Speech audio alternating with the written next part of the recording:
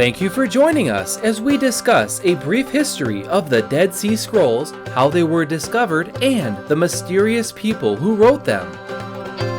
The Dead Sea Scrolls Library contains a vast amount of information which can be broken down into three main groups: biblical, sectarian, and extra-biblical. For example, the biblical group contains texts from the Hebrew Bible, commentaries, and historical documents.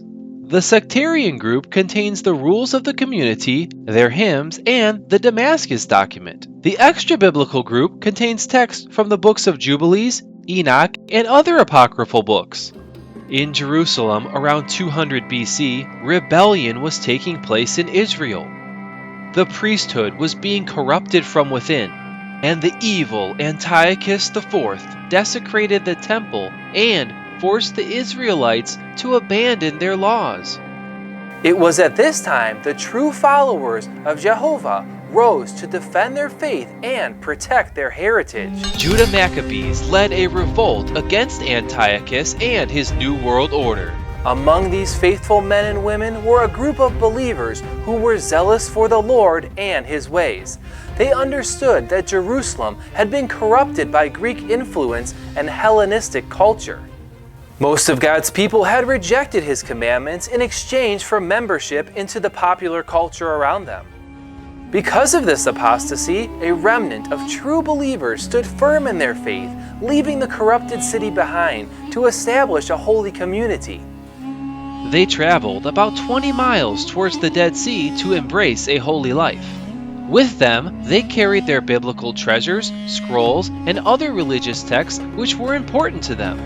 Settling on an isolated plateau, they devoted their lives to God, anticipating the coming of the Messiah and the end of the age.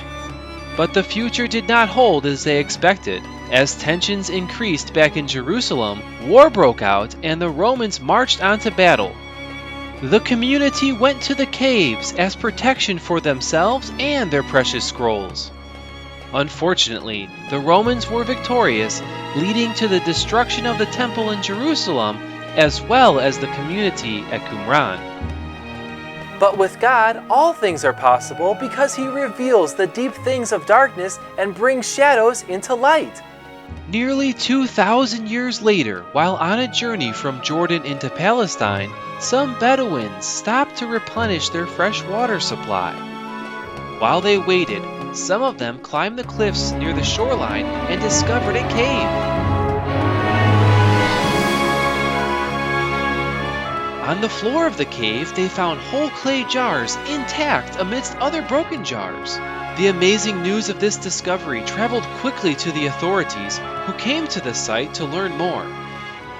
Soon after, the bulk of the material was given into the care of a group of scholars and archaeologists led by priest Roland Deveau, director at the French Catholic Theological School in East Jerusalem.